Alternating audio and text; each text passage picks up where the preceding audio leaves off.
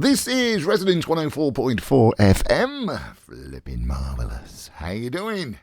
'Tis I, Nick Hennegan, coming at you once more with a slice of literary London where we talk about, well, you know, things to do with literature and sometimes to do with London. But it's time this time for our much publicised, well, I mentioned it last week, didn't I? Yes, our much publicised request show. Like all good radio stations, yes indeedy, you can get in touch with the request. Well, you can't actually do it live, but you could have got in touch with the request last week, yeah. And if you did, thank you for doing so. In fact, we had a lot of requests, which is great. Thank you very much. If you ever need to get in touch, by the way, probably the best way to do it is radio@mavericktheatre.co.uk, radio@mavericktheatre.co.uk, or my new email, Nick, N-I-C-K, at bohemianbritain.com. Nick at bohemianbritain.com, because not only are we on Resonance 104.4 FM, but we're also on Tinterweb, Apple iTunes, Spotify, and at bohemianbritain.com. Get me! Yes. And so, as we do occasionally, I thought it was time to hand it over to you for requests. And I've had a lot of emails, which is brilliant. Thank you very much. I shall try and get through most of them. And if not, we'll do another request session next time. First off, though, we'll start with Jojo. Jojo emailed, she's in Melbourne, in Australia. Ooh, lovely. You might know my sister in Adelaide. You know, 2 arms, 2 legs, head. Her name's Jenny. Yeah, just let me know if you do. Yeah. She was actually a £10 pom. And actually, I might see her next year because we're talking about doing the Adelaide Fringe with a couple of plays that I directed and wrote and adapted. Yes, that's all. Cause it's a long way from London to Adelaide. Do you know what I mean? I can't do it on my bike. There isn't even a tube that goes there. So we're going to have to, we're talking to 1 or 2 people. But anyway, it's nice to know that you're in Australia. By the way, Kath from California did get in touch and she said, I don't want a request. Just do your usual stuff. So thanks, Kath. So this isn't for Kath in California, who always listens on the beach, but it is for Jojo in Melbourne. And she said, I remember you talking about you took a version of Romeo and Juliet to the Edinburgh Fringe. Yes, I did, actually. Thank you for remembering, actually. I wrote, sort of adapted Romeo and Juliet and sort of made it a bit more contemporary. So the 2 houses were still there, the Montagues and the Capulets, but I made them football fans. So the 2 houses, one at each end of a street. One family supported Birmingham City. Keep right on! And the other supported the Vile. Oh, I'm sorry, Aston Villa. I'm actually not that partisan about football, but once you start, working on a production like that, it was interesting. There were 4 actors, and one of the actors' parents were massive Villa fans. And when we went to pick up some football shirts from Birmingham, I asked if they'd do it, and they said, well, I'm not going in there.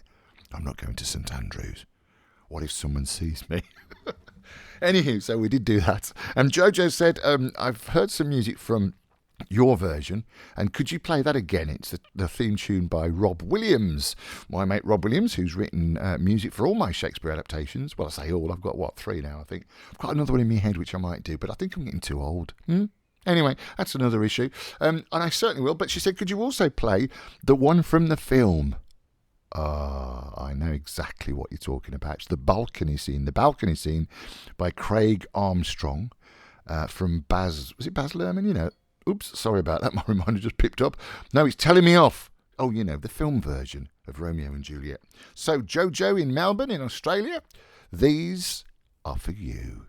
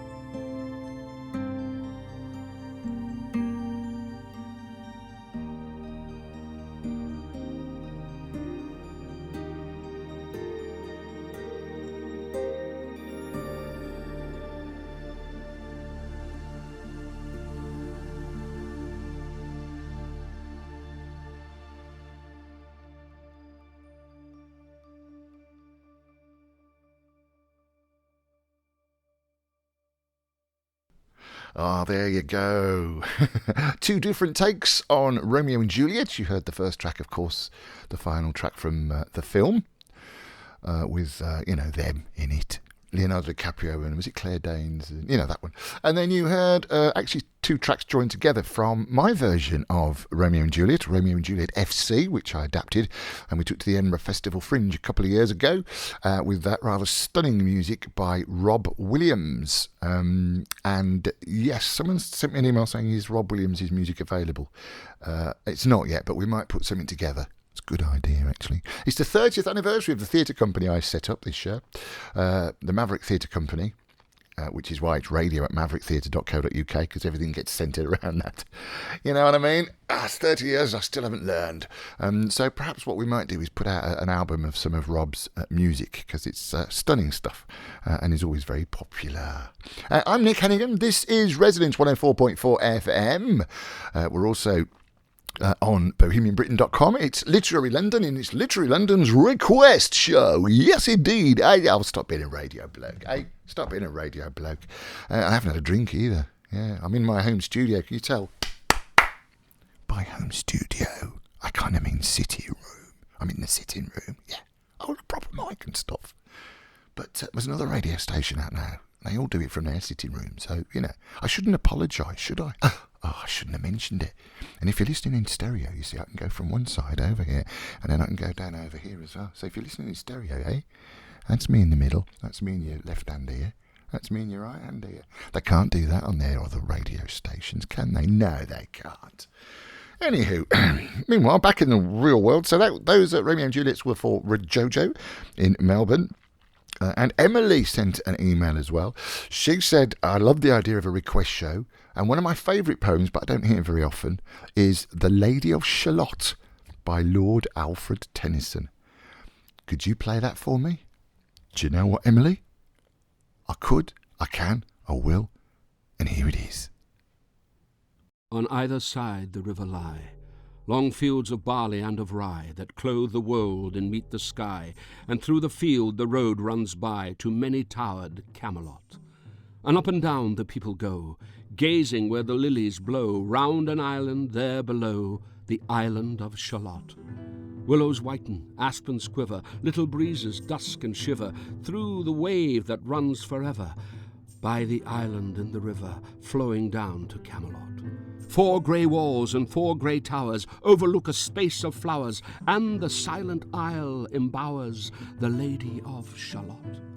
By the margin willow veiled, slide the heavy barges trailed, by slow horses and unhailed, the shallop flitteth silken sailed, skimming down to Camelot.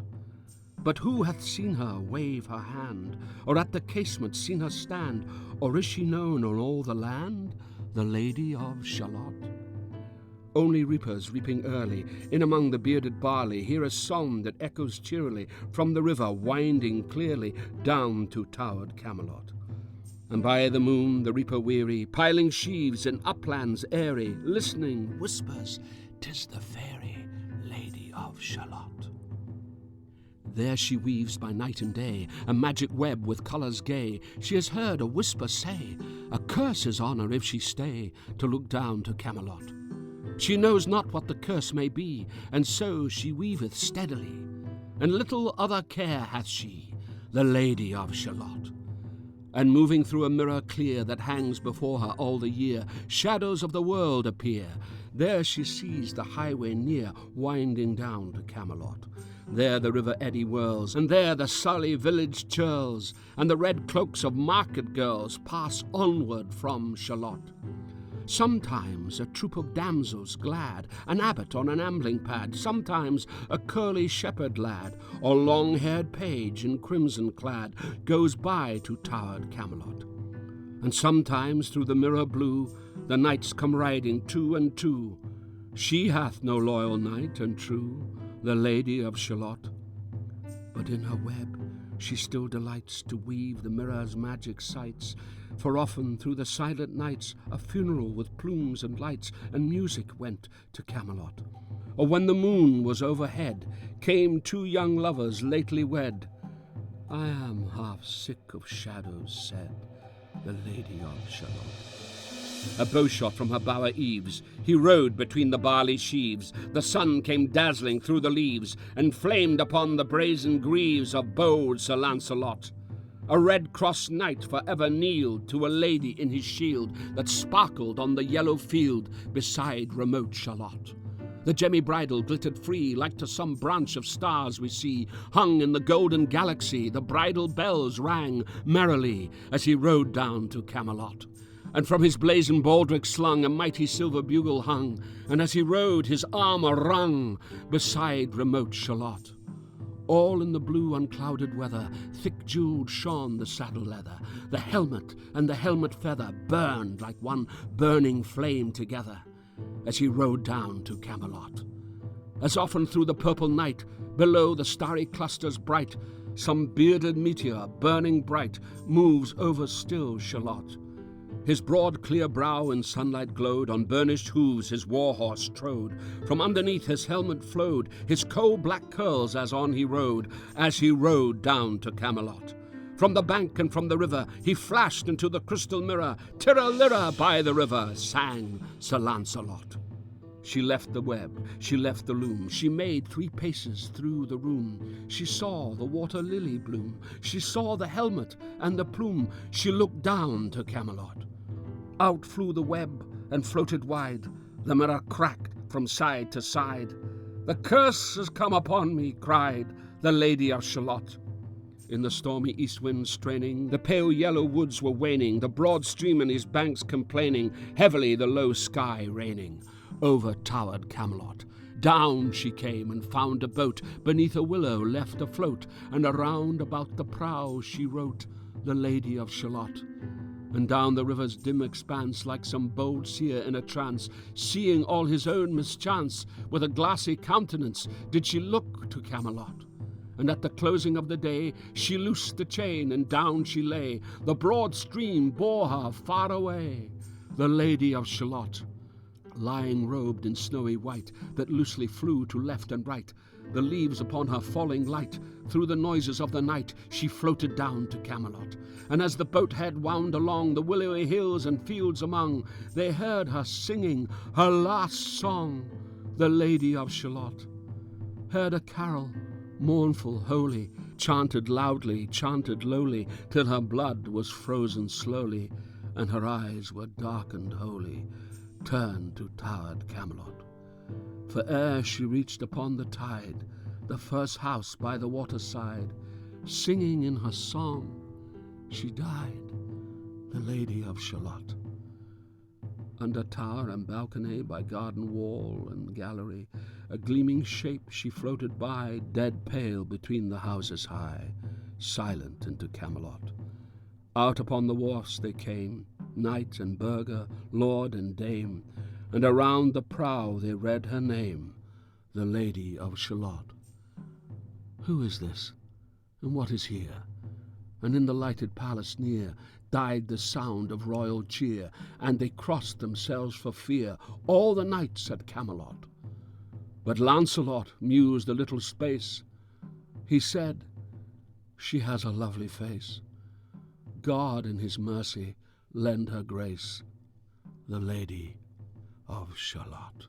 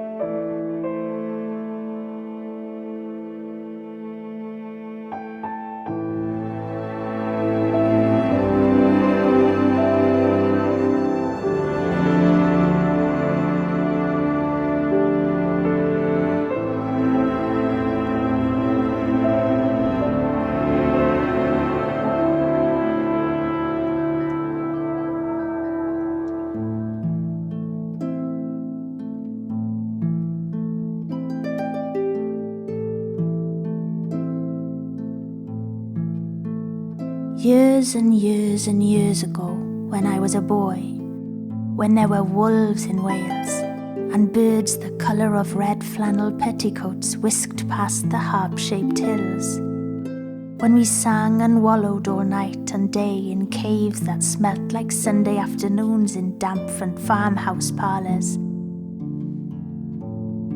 and we chased with the jawbones of deacons the English and the bears. Before the motor car, before the wheel, before the Duchess-faced horse, when we rode the daft and happy hills bareback, it snowed and it snowed. But here a small boy says, "It snowed last year too. I made a snowman, and my brother knocked it down, and I knocked my brother down, and then we had tea." But that was not the same snow, I say. Our snow was not only shaken from whitewash buckets down the sky, it came shoaling out of the ground and swam and drifted out of the arms and hands and bodies of the trees. Snow grew overnight on the roofs of the houses like a pure and grandfather moss, minutely white ivied the walls and settled on the postman opening the gate, like a dumb, numb thunderstorm of white torn Christmas cards. Were the postmen then too? With sprinkling eyes and wind-cherried noses, on spread, frozen feet, they crunched up to the doors and mittened on them manfully. But all that the children could hear was a ringing of bells. "You mean that the postman went rat-a-tat-tat and the doors rang?" "I mean that the bells that the children could hear were inside them. I only hear thunder sometimes, never bells. There were church bells too. Inside them? No, in the bat-black, snow-white belfries tugged by bishops and storks. And they rang their tidings over the bandaged town, over the frozen foam of the powder and ice cream hills, over the crackling sea.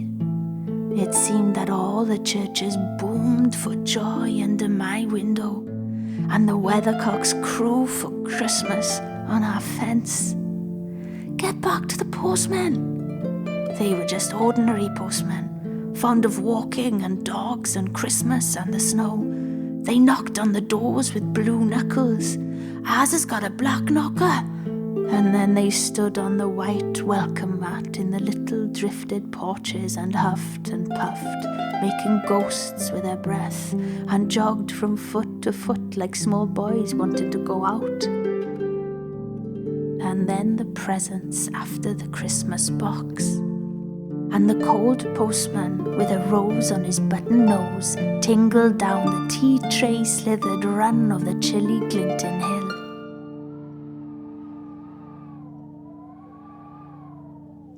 He went in his ice-bound boots like a man on fishmonger's slabs. He wagged his bag like a frozen camel's hump, dizzily turned the corner on one foot, and by God, he was gone.